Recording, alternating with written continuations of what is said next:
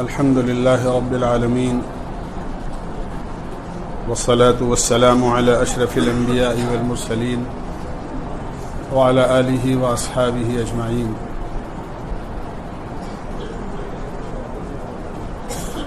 دوست بزرگوں،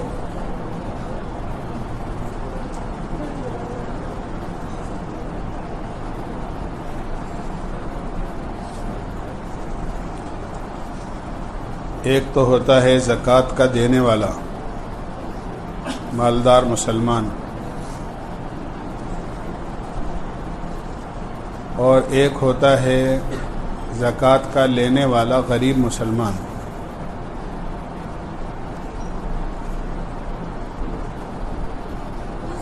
دونوں کے لیے الگ الگ ہدایات ہیں.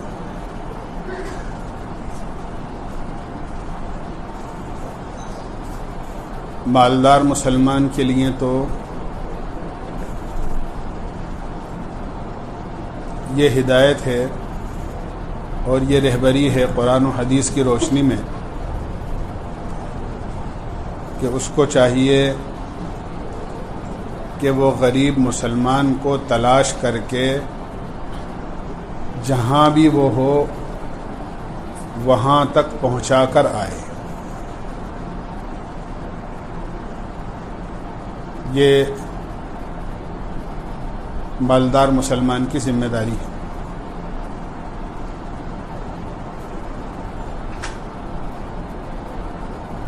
کہ وہ خود جا کر غریب مسلمان تک اس کا حق جو مالدار مسلمان کے مال میں ہے، جو بھی اس کا حق بنتا ہے، وہ ضرورت مند تلاش کر کے وہاں تک پہنچا کر آئے.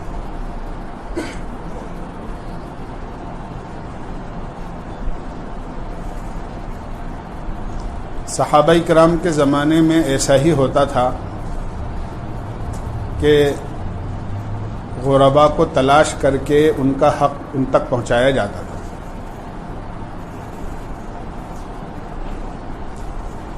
ایک مرتبہ ایک صحابی کو کوئی ضرورت پیش آئی.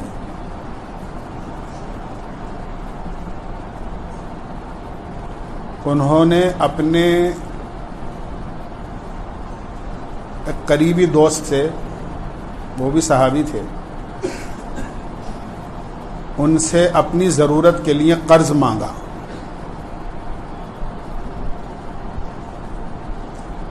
انہوں نے دے دیا، جو بھی ان کے پاس تھا، جو انہوں نے مانگا وہ دے دیا. ان کو دے کر رخصت تو کر دیا انہوں نے، لیکن گھر آ کر رونے لگے. تو بیوی نے کہا، اگر آپ کو دینے میں اتنی ہی تکلیف ہوئی ہے اور اتنا افسوس ہو رہا ہے آپ کو دینے کی وجہ سے، تو آپ نہ دیتے، منع کر دیتے کہ بھائی میں نہیں دے سکتا. تو فرمانے لگے کہ ارے ناسمجھ، میں اس لیے نہیں رو رہا کہ میں نے ان کو دیا اور دینے کی وجہ سے میرا مال ان کے پاس چلا گیا، اب میں کیا کروں گا. میں اس لیے نہیں رو رہا، بلکہ میں تو اس لیے رو رہا ہوں کہ میرے اس بھائی کو مجھ سے قرض مانگنے کی ضرورت کیوں پیش آئی. میں نے پہلے سے کیوں اس کا خیال نہیں رکھا. میرا اتنا قریبی دوست ہے، روز کا ملنا جلنا ہے، میں نے پہلے سے اس کے حالات کی خبر کیوں نہ رکھی کہ اس کو مانگنے کی ضرورت ہی پیش نہ آتی اور میں اس سے پہلے اس کی ضرورت پوری کرتا. یہ ماحول تھا صحابہ کے بعد. آج معاملہ بالکل الٹا ہو گیا. پہلے مالدار مسلمان اپنی زکوٰۃ صدقات اپنے تھیلے میں ڈال کر غریبوں کو تلاش کرتے تھے اور غریب اپنا دروازہ بند کر لیا کرتے تھے، کہیں ایسا نہ ہو کہ ہمارا حال ان پر ظاہر ہو جائے. یہ عالم تھا. آج غریب مسلمان اپنی ضرورت کو لے کر مالدار مسلمان کے دروازے پر چکر لگاتا ہے اور مالدار مسلمان سیٹھ جی دروازہ بند کر لیتے ہیں کہ ان سے کہو کہ ابھی جاؤ.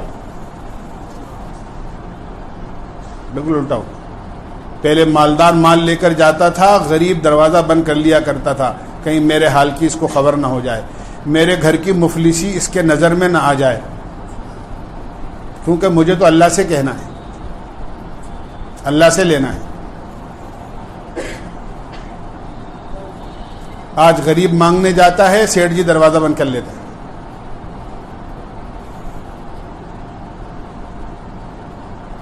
حالانکہ یہ ذمہ داری ہے کہ مالدار مسلمان خود تلاش کرے اور پہنچا کر آئے.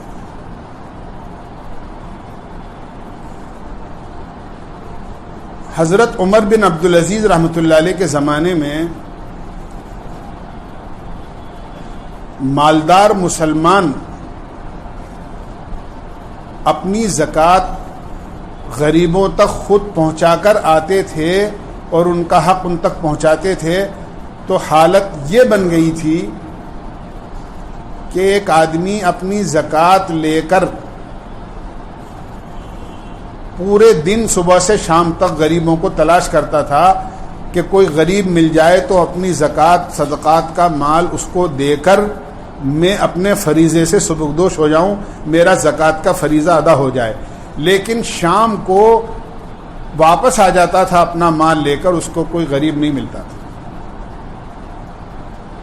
آخر مجبور ہو کر بیت المال میں جمع کرا دیا کرتا تھا.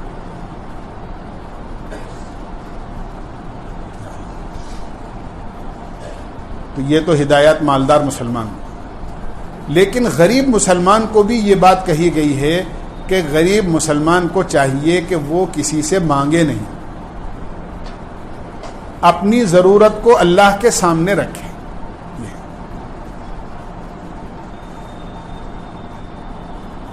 اپنی کوئی بھی ضرورت ہو اللہ سے کہے.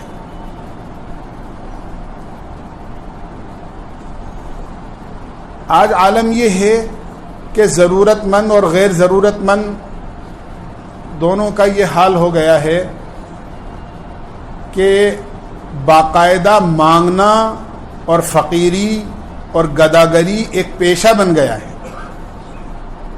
باقاعدہ ایک پیشہ بن گیا ہے کہ سب ان کا کام ہی یہ ہے کہ وہ صبح کو جھولی لے کر کٹورا لے کر اپنے گھر سے نکلتے ہیں اور محلوں میں چکر لگاتے ہیں, حالانکہ وہ مالدار ہیں.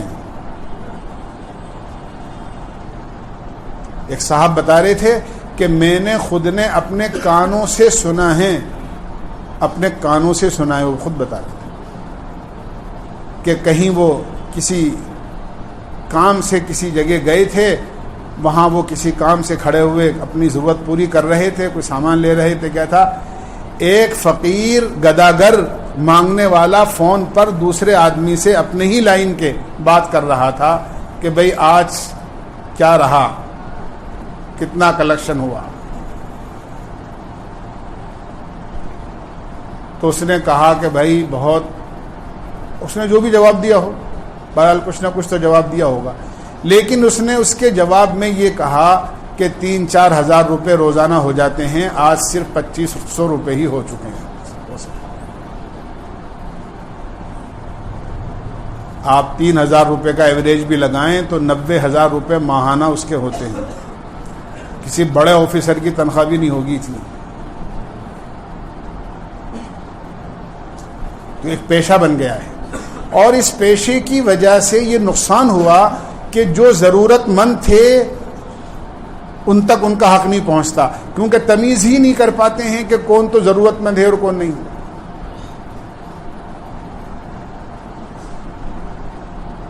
پتہ ہی نہیں چلتا ہے. اور عجیب عجیب, ہم سے زیادہ آپ کو علم ہے کہ کیسی کیسی شکلیں وہ اپنے مانگنے کے لیے بنا لیتے ہیں. ہو سکتا ہے میں نے گزشتہ سال یا اس سے پہلے آپ سے کہا ہوگا, ابھی 2-3 سال پہلے کی بات ہے, جے پور شہر کی بات, کہ ایک آدمی رکشہ چلا رہا ہے اور ایک عورت رکشے کے اندر برقع پہن کے بیٹھی ہوئی ہے, اور وہ اس کے لیے کہ معذور ہے, بیوہ ہے, جو بھی ان کا آج کل تو زبان سے مانگنا بھی ان کے لیے مشقت کی چیز بن گئی, اس لیے وہ لاؤڈ اسپیکر لگا لیتے ہیں. اتنی تکلیف بھی گوارا نہیں ہے کہ زبان سے کچھ کہہ دیں, اس لیے وہ بھی اس کی بھی ضرورت نہیں، بس وہ لاؤڈ اسپیکر. اب وہ محلے میں چکر رکشہ والا پھر رہا ہے، ریکارڈ چل رہا ہے، لوگ دے رہے ہیں. ایک نوجوان نے پیر سے اندازہ کیا کہ یہ پیر تو عورت کا نہیں لگتا ہے، کیا ہے؟ تو اس نے کہا کہ بھئی یہ کون ہے؟ کہ یہ بیوہ عورت ہے، ضرورت مند ہے، بہت پریشان ہے، یوں ہیں یوں ہیں. خیر وہ شک تو ہی گیا تھا. اس نے کہا ٹھیک ہے ذرا سا اس کی نقاب اونچی کر. تو منع کر دیا اس نے اونچا کرنے. نہ وہ اونچی کرے نہ وہ، کہ صاحب پردہ نشین عورت ہے اور آپ اس کو بے پردہ کر رہے ہو کہ نہیں اونچا کر. میں تو یہ بوڑھی عورت ہے، بیوہ ہے، تو میں تو اس کے بیٹے کے برابر ہوں. جب بہت زیادہ اصرار کیا اور نقاب ہٹائی تو وہ عورت نہیں تھی، وہ تو آدمی تھا. یہ سب کام ہو رہا ہے. تو ایک پیشہ بن گیا ہے باقاعدہ مانگنے کا.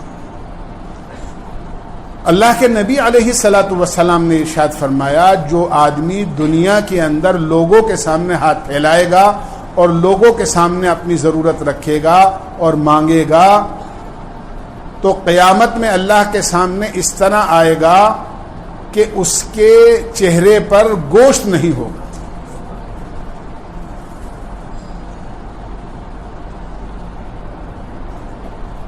لیس فی وجہہ مزعۃ لحم، حدیث میں آتا ہے اس کے چہرے پر گوشت کی ایک بوٹی نہیں ہو.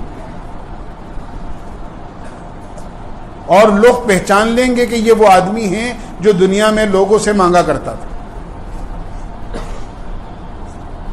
آج آپ دیکھ لیجیے خاص طور سے رمضان المبارک کے اندر کتنے مانگنے والے آپ کو سڑکوں پر، راستوں پر، دکانوں پر، محلوں میں آپ کو ملیں.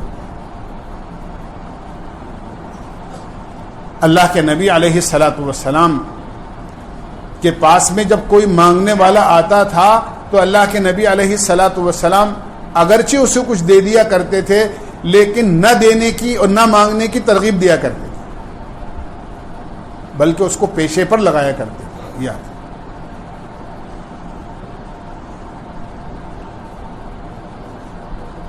ایک دفعہ اللہ کے نبی علیہ الصلاۃ والسلام نے ارشاد فرمایا کہ لوگ آتے ہیں مجھ سے مانگتے ہیں اور میں ان کو دے بھی دیتا ہوں لیکن وہ اپنی بغل میں مال لے کر نہیں جاتے بلکہ آگ دبا کر لے جاتے ہیں.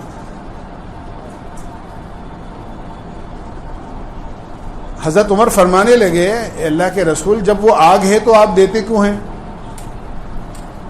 آپ نے فرمایا اللہ تعالیٰ میرے لیے بخل کو گوارا نہیں کرتے اور یہ لوگ مانگے بغیر رہتے نہیں. یہ مانگتے ہیں اور میں نہ دوں، مانگنے پر اللہ میرے لیے بخل کو گوارا. یہ مانگیں گے تو میں دوں گا لیکن یہ یاد رکھ لیں کہ یہ مال لے کر نہیں جاتے، آگ لے کر جاتے.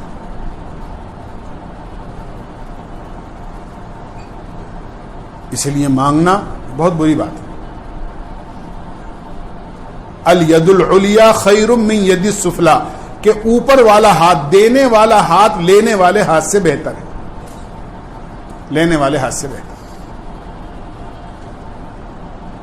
اس لیے دینے والے بنے اور اللہ کا شکر ادا کرے کہ اللہ نے دینے والا بنایا ہے.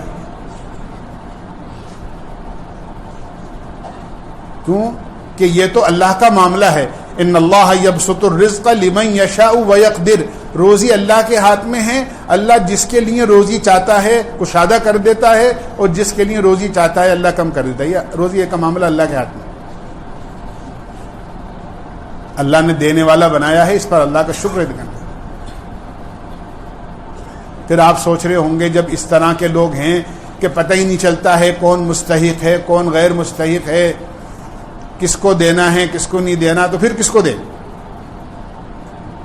جیسے میں نے عرض کیا کہ اللہ کے نبی علیہ الصلاۃ والسلام فرمایا کرتے تھے کہ یہ مانگے بغیر نہیں رہتے اور اللہ میرے لیے بخل کو پسند نہیں کرتا. اس لیے بہتر یہ ہے کہ آپ جب آپ کے دروازے پر کوئی آیا ہے تو آپ کچھ نہ کچھ اس کو ضرور دے دیں، لیکن صدقات واجبہ میں سے کوئی چیز نہ دیں.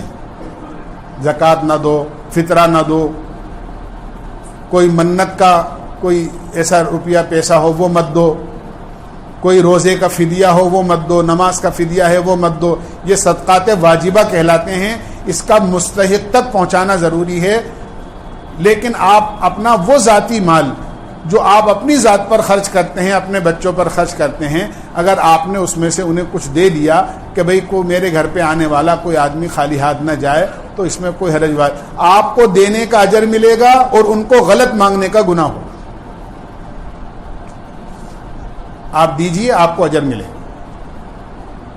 ہاں، جو صدقات واجبہ ہیں، جسے میں نے کہا زکوٰۃ ہے، صدقہ فطر ہے، اسی طرح اور اس قسم کے صدقات واجبہ ہیں، وہ مستحقین کو تلاش کر کے آپ دیجیے. یا اگر آپ نہیں دے سکتے ہیں تو منع کیا گیا ہے وَأَمَّا السَّائِلَ فَلَا تَنْهَرْ، کہ آپ سائل کو جھڑکو مت، اس کو ڈانٹو مت، اس کے ساتھ برے طریقے سے پیش مت آؤ، بلکہ اس سے معافی مانگ لو اور معذرت کرو اور اچھے طریقے سے اس کو اپنے گھر سے رخصت کر دو. نہیں دینا ہے تو بھلی بات بول کر قول معروف خیر من صدقۃ یتبعها اذی، قرآن کریم میں بھلی بات کہہ دینا کسی غریب کو یہ ایسے صدقے سے بہتر ہے جسے دے کر آدمی تکلیف پہنچائے.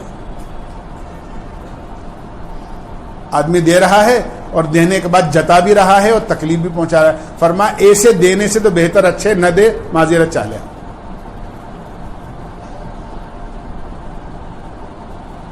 لیکن ایسے لوگ جو اپنا پیشہ اسی چیز کو مانگنے کو بنا لیتے ہیں، وہ دوسروں کا حق مار دیتے ہیں، پتہ نہیں چلتا ہے کہ کون مستحق ہے کون نہیں ہے، کس کو دینا ہے کس کو نہیں دینا.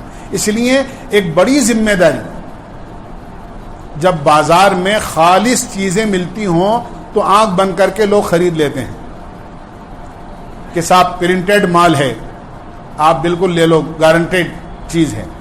لیکن جہاں پر مشتبہ ہوتے ہیں کہ ڈپلیکیٹ مال بھی ہے اور اچھا مال بھی ہے، وہاں آدمی خوب سوچ سمجھ کے پرکھ کے سامان خریدتا ہے. جہاں ایسی چیزیں پیدا ہو جائیں وہاں پر اپنی زکوٰۃ اور صدقات کو مستحقین تک پہنچانے کے لیے آپ کو محنت کرنی پڑے گی، انہیں تلاش کرنے پڑے گی، وہاں تک پہنچے. تو عرض میں نے کیا اللہ کے نبی کے زمانے میں بھی لوگ آتے تھے. ایک آدمی آیا آپ کے پاس انصاری، اور اللہ کے نبی علیہ الصلوۃ والسلام سے کچھ مانگا. آپ کہنے لگے ہٹا کٹا آدمی ہے، جوان آدمی ہے، مانگتا ہے. آپ نے پوچھا تمہارے یہاں کچھ ہے؟ کہ ہاں ہے. کیا ہے؟ کہنے لگے کہ ایک کمبل ہے، ایک پیالہ ہے. کہ لے کے آؤ دونوں. وہ دونوں منگائے اور آپ نے صحابہ سے کہا کہ ان دونوں چیزوں کو کون آدمی خریدنے کو تیار ہے؟ تو ایک صحابی کہنے لگے اللہ کے نبی دونوں چیزوں کا 1 درہم دے دوں گا، میں پرانا مال ہے، استعمال شدہ ہے. اللہ کے نبی نے فرمایا بتاؤ 1 درہم سے زیادہ کون دے گا؟ آپ نے 3 دفعہ یہ کہا. تو ایک صحابی کہنے لگے اللہ کے نبی 2 درہم میں دے سکتا ہوں. آپ نے فرمایا لو یہ لے جاؤ اور 2 درہم لے آؤ. انہوں نے دونوں درہم دے دی. اللہ کے نبی علیہ الصلوۃ والسلام نے ان کو دونوں درہم دیے اور یہ کہا انہی کے مال کے، اور کہا کہ 1 درہم سے کھانے پینے کا سامان اپنے گھر دے کر آؤ اور 1 درہم سے کلہاڑی خرید کر لاؤ.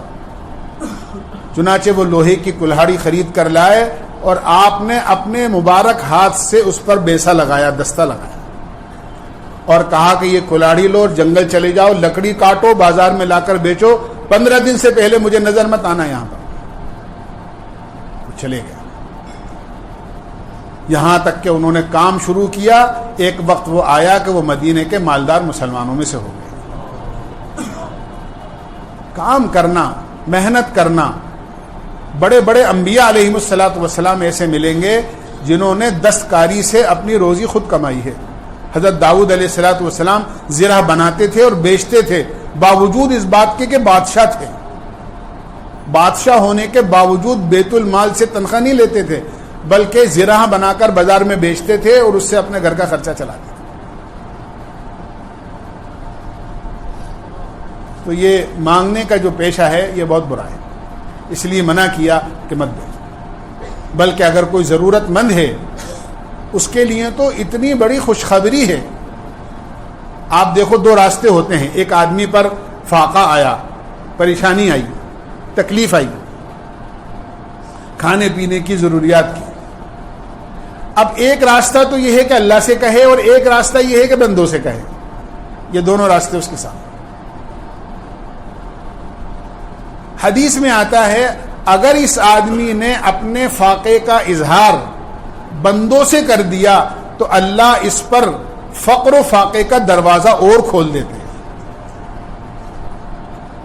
اور اس کے بالمقابل اگر اس آدمی نے 3 دن اپنے فاقے کو چھپایا, کسی سے نہیں کہا, صرف اللہ جانتا ہے یا وہ خود جانتا ہے, اور 3 دن اس کو بغیر کھائے پیے گزر گئے, اس نے اپنے فاقے کا کسی پر اظہار نہیں کیا, تو اللہ کے نبی علیہ الصلاۃ والسلام کا ارشاد گرامی ہے, اللہ کا وعدہ ہے, اللہ 1 سال کی حلال روزی کا دروازہ اس کے لیے کھول دیتے ہیں.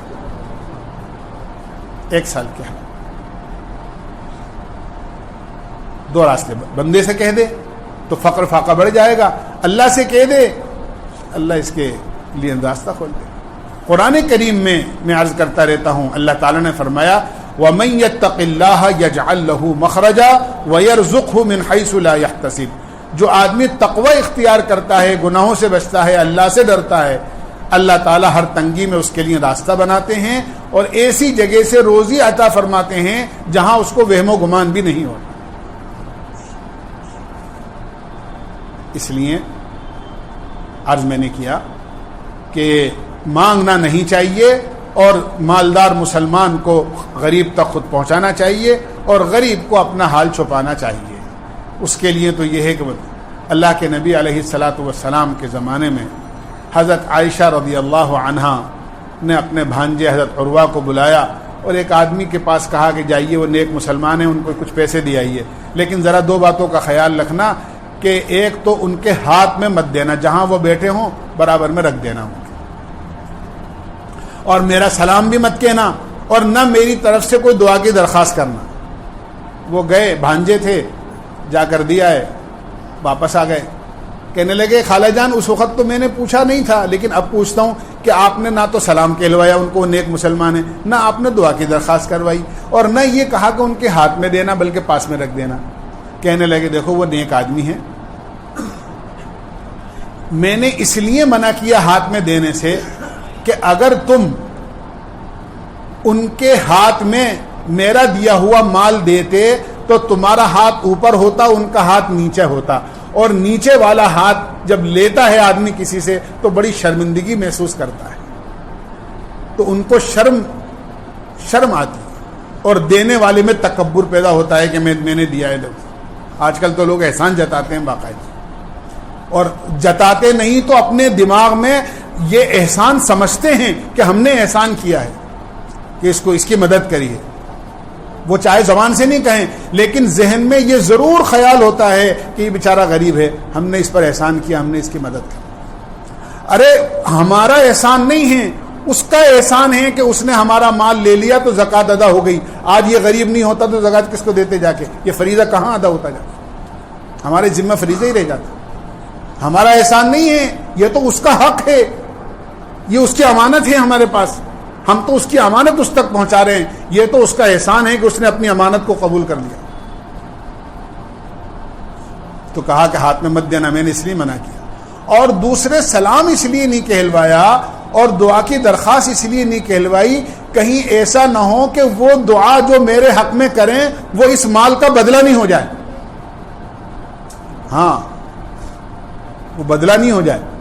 میں تو اللہ سے بدلہ لینا چاہتی ہوں, ان سے نہیں چاہتی کہ بھئی میں مال دے رہی ہوں تو گویا مال کے بدلے میں یا کوئی ہدیہ تحفہ ان کو دے رہی ہوں تو وہ میرے لیے دعا کریں. جیسے وہ ایک بزرگ کے بارے میں آتا ہے کہ ایک بزرگ کو کسی نے ہدیہ دیا اور کہا حضرت میرے لیے ذرا دعا کر دینا. کہنے لگے یہ دعا کی دکان تھوڑی ہے جو پیسے دے کے دعا کروا رہے ہو, جیسے آدمی پیسے دے کے مال خریدتا ہے. یہ کوئی دعا کی دکان تھوڑی ہے جو پیسے دے کے دعا لینے آئے ہو. آدمی خرچ کرے اللہ کے لیے کرے اور اللہ سے بدلہ لینے کے لیے کرے کہ مجھے اللہ سے بدلہ لے. تو عرض میں نے کیا کہ مالدار کو تو یہ ترغیب ہے کہ خود جا کر پہنچاؤ, تلاش کرو, اور غریب کو یہ ہے کہ تم مانگو مت, اپنے حال کو چھپاؤ, اللہ سے کہو, اور اللہ بغیر مانگے اگر پہنچا دے. جیسے مالدار مسلمان جب غریب کو تلاش کر کے پہنچائے گا تو وہ بغیر مانگے جائے گا. فرمایا جب بغیر مانگے کوئی روزی آدمی کے پاس آئے تو وہ اللہ کی طرف سے بھیجی ہوئی ہے, آدمی کو منع نہیں کرنا چاہیے, قبول کر لینا چاہیے. اس لیے کہ اگر بغیر مانگے اللہ کی طرف سے بھیجی ہوئی روزی کو آدمی رد کر دے گا، لوٹا دے گا، منع کر دے گا، تو پھر اللہ بعض مرتبہ مانگنے پر بھی نہیں دیتے اسے. گویا اللہ کی نعمت کی ناشکری کری اس نے. آپ نے مانگا نہیں، کسی نے دیا ہے، آپ اسے قبول کر لیے.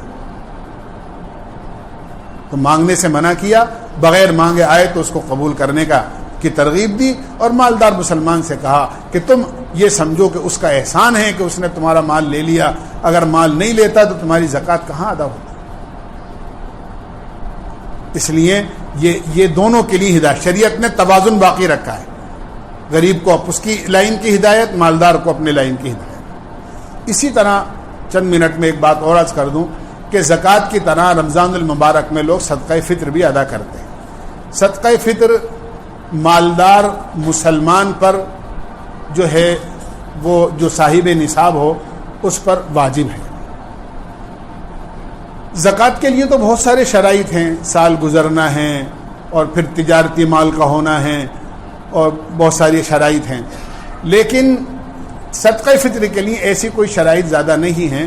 بس صاحب نصاب ہو، مسلمان ہو، مرد ہو یا عورت ہو، اور عید کے دن وہ صاحب نصاب ہو. اگرچہ پورا سال اس پر نہیں گزرا ہو، عید کے دن اس کے پاس اتنا مال ہے کہ وہ صاحب نصاب ہے، تو اس کو اپنی طرف سے اور اپنی نابالغ اولاد کی طرف سے صدقہ فطر ادا کرنا چاہیے. صدقہ فطر جو واجب ہوتا ہے اصل میں وہ عید کی صبح صادق کے، جب فجر کا وقت شروع ہوتا ہے نا، صبح صادق کے وقت واجب ہوتا ہے. جو بچہ عید کی صبح صادق سے پہلے پیدا ہوا اس کا صدقہ فطر ادا کرنا پڑے گا. جس آدمی کا انتقال صبح صادق سے پہلے ہو گیا عید کی، اس کا کوئی صدقہ فطر نہیں. ہم لوگ بہت غلط فہمی میں ہیں. بعض لوگ اپنے انتقال شدہ ماں باپ کا بھی صدقہ فطر ادا کرتے ہیں. ایسا نہیں. نہ مالدار مسلمان کے ذمے ہیں کہ وہ اپنے مرحوم ماں باپ کا صدقہ فطر ادا کرے. اسی طرح مہمان اگر اس دن آئے ہوئے ہیں تو ان مہمانوں کا کوئی صدقہ فطر نہیں ہے. آپ نے قربانی کا کوئی جانور یا ویسے کوئی شوقیہ جانور پال رکھا ہے، کوئی پرندے آپ نے پال رکھے ہیں یا کوئی اور بکرا بکری آپ نے پال رکھے ہیں، ان کا کوئی صدقہ فطر آپ کے ذمے نہیں. صرف آپ کا اور آپ کی نابالغ اولاد کا صدقہ فطر آپ کے ذمے واجب ہے. اب رہا مسئلہ بالغ اولاد کا، تو بالغ اولاد مسلمان مالدار ہے، صاحب نصاب ہے، تو وہ اپنا ادا کرے، لیکن اگر آپ اس کی طرف سے دے دیتے ہیں تو ادا ہو جائے گا. بیوی اگر صاحب نصاب ہے تو وہ خود ادا کرے، لیکن اگر آپ اس کی طرف سے دے دیں گے تو اس کی طرف سے ادا ہو جائے گا. لیکن جو واجب ہوتا ہے وہ صرف آدمی کا اپنی طرف سے جو صاحب نصاب ہے اور اپنے نابالغ اولاد کی طرف سے اس کو ادا کرنا ہوتا ہے. اچھی بات یہ ہے کہ عید کی نماز کو جانے سے پہلے آدمی ادا کر دے تاکہ غریب مسلمان بھی اپنی عید کی تیاری کر سکے. رمضان المبارک میں بہت سارے لوگ جو ہے صدقہ فطر ادا کر دیتے ہیں، بہت اچھی بات ہے. رمضان میں بھی بہت پہلے بھی ادا کیا جا سکتا ہے، پورا رمضان ہے، اس میں ہر عمل کا ثواب بھی زیادہ ہے، لہذا آدمی رمضان المبارک میں دینا چاہے تو رمضان میں بھی دے سکتا ہے. صدقہ فطر کی جو مقدار ہے وہ 2.25 سیر گیہوں یا 3.5 سیر جو. اس وقت میں جو اناج کا بھاؤ ہے اس اعتبار سے اس سال جو صدقہ فطر طے کیا گیا ہے، ایک آدمی کی طرف سے 65 روپے طے کیے گئے ہیں. 65 روپے، چاہے وہ بچے کی طرف سے دیے جائیں گے تو 65 دیے جائیں گے، اور بڑے کی طرف سے دیے جائیں گے تو بھی 65 دیے جائیں گے. یہ صدقہ فطر سے متعلق جو ہے ضروری باتیں تھیں جو میں نے عرض کی ہیں. اللہ ہمیں عمل کی توفیق. سبحان اللہ بحمدہ، سبحانک اللہم وبحمدک، ونشہد ان لا الہ الا انت.